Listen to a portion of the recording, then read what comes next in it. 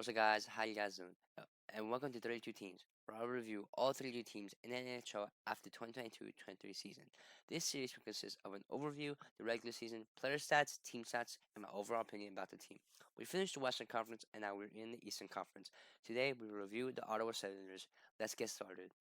The NHL Ottawa Senators completed their 31st season in 2022-2023 as a team.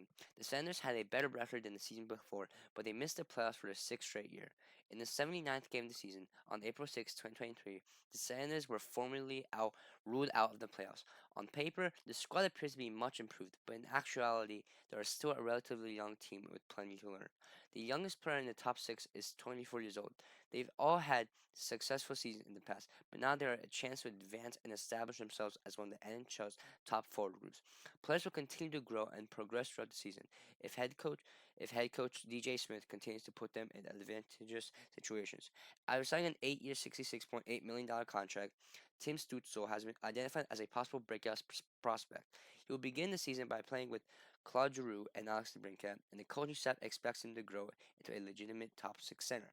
By the conclusion of the campaign, Sanders will be in a lot better position if he succeeds. This season, Jake Sanderson and Eric Brandstrom may play more important defense responsibilities. Sanderson, who is 20 years old, has performed well so far in the preseason and is competing for a top four spot.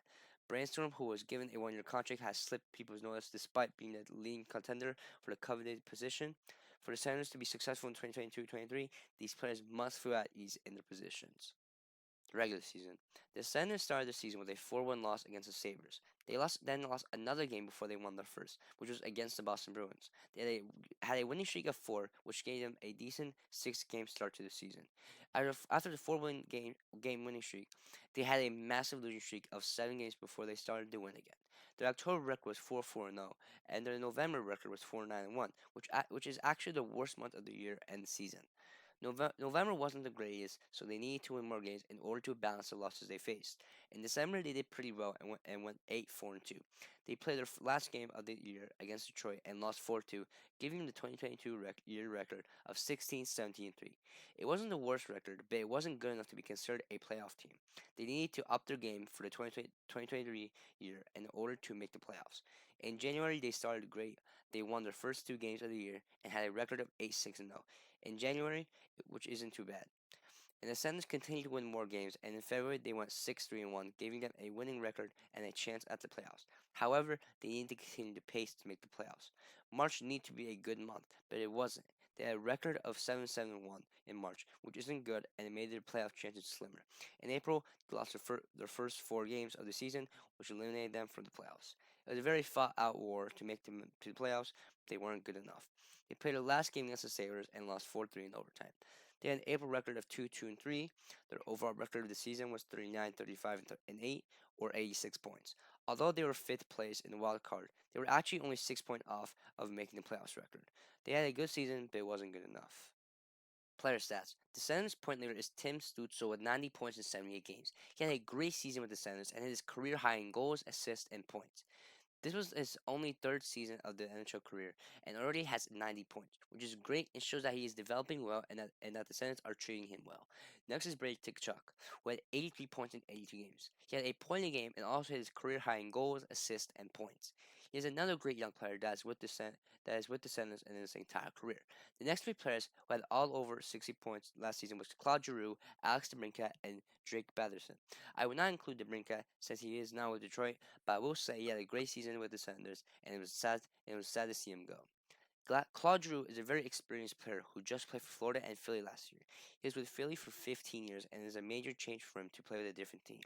But that didn't stop him. He had 79 points in 82 games, and had one of the best seasons he had. Drew is a great addition for the Senators, as like he is a father to these players. Now, let's talk about the goalies. Goalies here, there's many goalies. I'm not going to count Magnus Hellberg. He's with a different team. Dylan Ferguson, he played two games.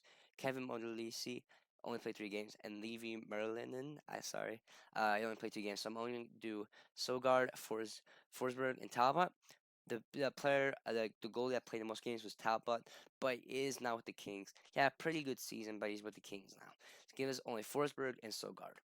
Forsberg has a 3.26 goals allowed average and a .902 save percentage. Had 11-11-2 record, which is okay. It's not too bad. And Sogard with a 8-6-3 record with 3.32 goals allowed average and a .89 save percentage. Not really too bad. It's okay for both goalies. I think Forsberg's a bit better, but overall it's not too bad. Now, I would talk about more about the goalies, but I would like to say something that I have noticed for the top 7 point leaders for the Senators, and as they are all young and still developing.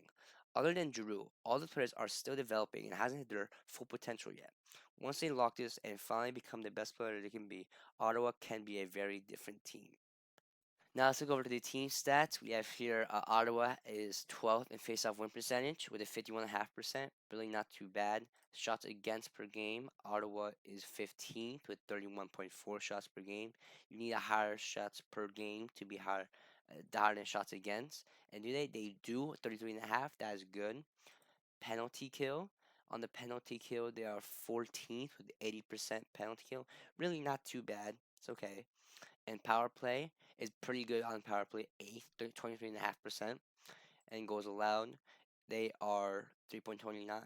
Now they need a higher than 3.29. And are they? Ottawa, Ottawa, where is Ottawa? 18, 3.16. No, that is not high, which means that's not the greatest. Now, Ottawa had a pretty decent season, 86 points, not too bad. But I'd like to mention that they had a lot of shots per game, but they couldn't really score a lot. And they did lead up to a lot of goals, which can be a reason why they didn't have the best season. Now, what is my overall opinion about the Senators? I think they're a good team that hasn't hit their full potential yet. Like I said before, most of the players are still young and are developing to become the best player they can be. They have such a great future, and Ottawa fans should not be worried. Also, the goalies had a messy situation this year, which can contribute to the fact on why they hadn't make it to the playoffs last season. This last season. Since Taba is now at the Kings, they have Anton Forsberg and Mads Sogard as their goalie for next year. And by the way, Sogard is another young goalie still developing. They have also signed some pretty big names, such as Vladimir Tarasenko, which you can see in the front right here, who played with the Rangers and the Blues last season. He's a great player that can help the young players in Ottawa. On my last note, I don't think Ottawa is in any trouble. They just need to wait, and they can make the playoffs in 2 seasons or even next season. Thank you guys so much for watching this video. Another late video. I'm sorry. These are late videos. I'm saying them late, but I only have time to do them tonight, and I am. So I'm happy to make this video. Ottawa, great team. And yeah, next, I'm not sure who's next. I think it's Buffalo. So Buffalo's next. I don't think I'm uploading tomorrow, so maybe Sunday I'm uploading. I just want to tell you that. And yeah, hope you guys enjoyed the video. Like if you like the video, comment about your opinion or whatever. And yeah, hope you guys have a great day. Stay safe and have a good day. See you.